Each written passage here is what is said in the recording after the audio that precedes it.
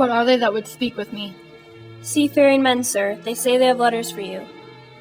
Let them come in. I do not know from what part of the world I should be greeted, if not from Lord Hamlet. God bless you, sir. Let him bless thee too. I shall, sir, and please him. There's a letter for you, sir. It came from the ambassador, that was bound for England. If your name be Horatio, as I am, let to know it is. Horatio, when thou shalt have overlooked this, give these fellows some means to the king. They have letters for him. Ere we were 2 days old at sea, a pirate, a very warlike opponent, gave us a chase. Finding ourselves too slow of sail, we put on a compelled valor, and in the grapple I boarded them. On the instant they got clear of our ship, so alone I became their prisoner. They have dealt with me like thieves of mercy, but they knew what they did. I am too to do a turn for them.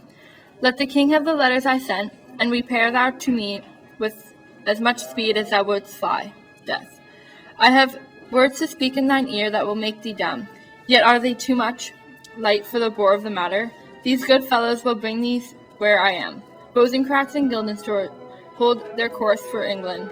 Of them I have much to tell thee. Farewell. That he thou knowest thine, Hamlet. Come, I will give you way for these letters, and do the speediest that you may direct me to him from whom you have brought them. Now must your conscience my acquaintance seal, and you must put me in your heart for friend. Sith you have heard, and with a knowing ear, that he which hath your noble father slain pursued my life. It well appears, but tell me, why you proceeded not against these feats, so crimeful and so capital in nature, as by your safety, wisdom, all things else you mainly were stirred up. Oh, for two special reasons, which may to you perhaps seem much ensued, but yet to me they are strong. The queen, his mother, lives amongst by his looks, and for myself, my virtue or my plague, be it either which. She is so conductive to my life and soul, that as the star moves not past in his sphere, I could not but by her. The other motive, why to a public count I might not go, is the great love the general gender bear him, who, dipping all his faults in their affection, work like the spring that turneth wood to stone, convert his gyves to graces, so that my arrows, too slightly timbered for so loud a wind, would have reverted to my bow again, but not where I had aimed them. And so have I a noble father lost, a sister driven into desperate terms, whose worth, if praises may go back again, stood challenger on mount of all the age, for her perfections. But my revenge will come. Break not your sleeves for that. You must not think that we are made of stuff so flat and dull, that we can let our beard be shook with danger and think pastime. You shortly shall hear more. I loved your father, and we loved ourselves, and that, I hope, will teach you to imagine. These to your majesty, this to the queen. From Hamlet, who brought them? Sailors, my lord, they say. I saw them not. They were given me by Claudio. He received them of him that brought them. Laertes, you shall hear them. Leave us. I and mighty, you shall know I'm set naked on your kingdom. Tomorrow shall I beg leave to see your kingly eyes, when I shall, first asking your pardon, thereon to recount the occasion of my sudden and more strange return. Hamlet. What should this mean? Are all the rest come back?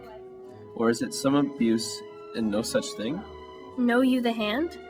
'Tis Hamlet's character, naked. In prescript here he say alone. Can you devise me? I am lost in it, my lord. But let him come. It warms the very sickness in my heart, that I shall live and tell him to his teeth, thus diest thou. If it be so, Laertes, as how should it be so? How otherwise? Will you be ruled by me? Ay, my lord, so you will not overrule me to a peace. To thine own peace, if he be now returned as chafing at his voyage, and that he means no more to undertake it. I will work him to an exploit, and I will ripe in my device, under the which he shall not choose but fall. And for his death no wind of blame shall breathe, but even his mother shall encharge the practice and call it accident. My lord, I will be ruled, the rather if you could devise it so, that I might be the organ. It falls right. You have been talked of since your travel much, and that in Hamlet's hearing for a quality, wherein they say you shine. Your sum of parts did not together pluck such envy from him, as did that one, and that in my regard of the unworthiest siege. What part is that, my lord? A very ribbon in the cap of youth, yet needful too for youth no less becomes, the light and careless liberty that it wears, in settled age his sables and his weeds, importing health and braveness.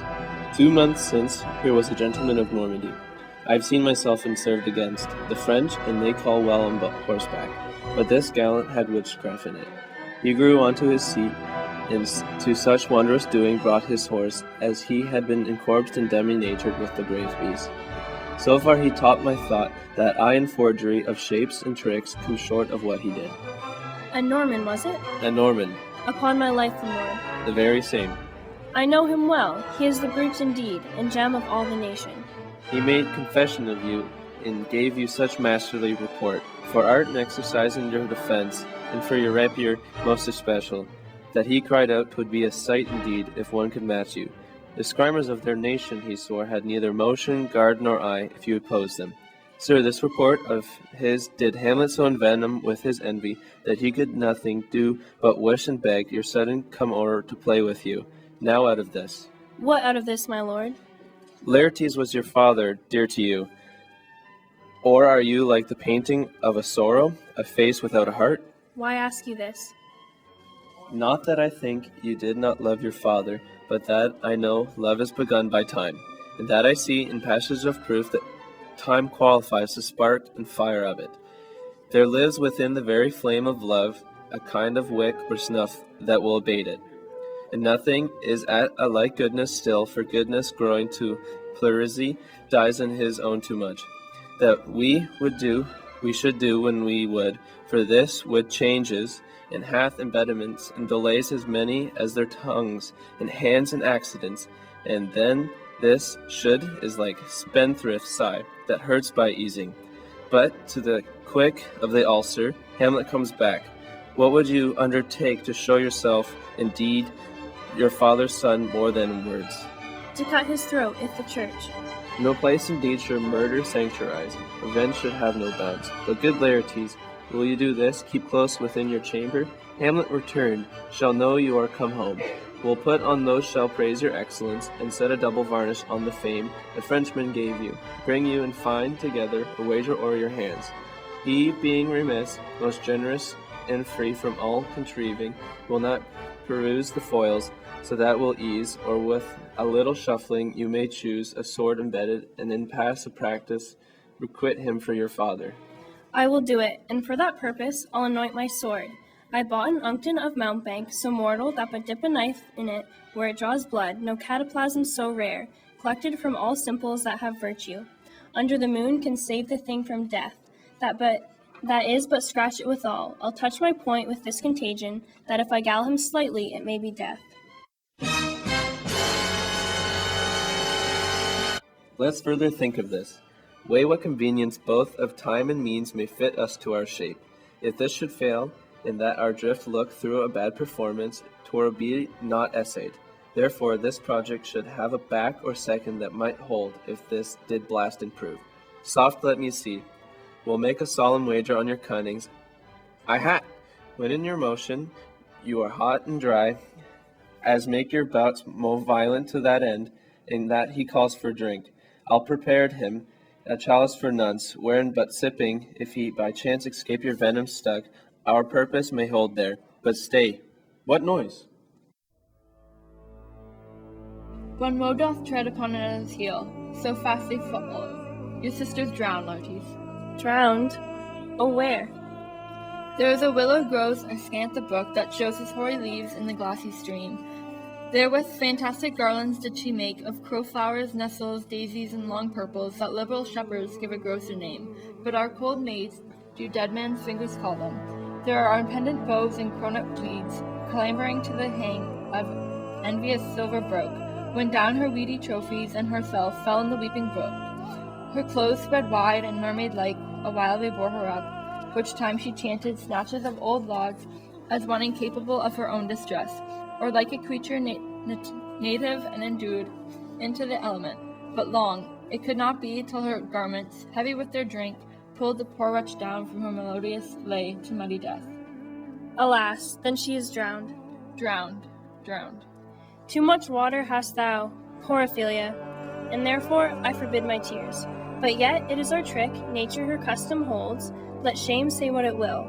When these are gone, the woman will be out. Adieu, my lord, I have a speech, O fire that fain would blaze, but that this folly doused it. Let's follow Gertrude. How much I had to calm his rage, now fear I this will give it start again. Therefore, let's follow.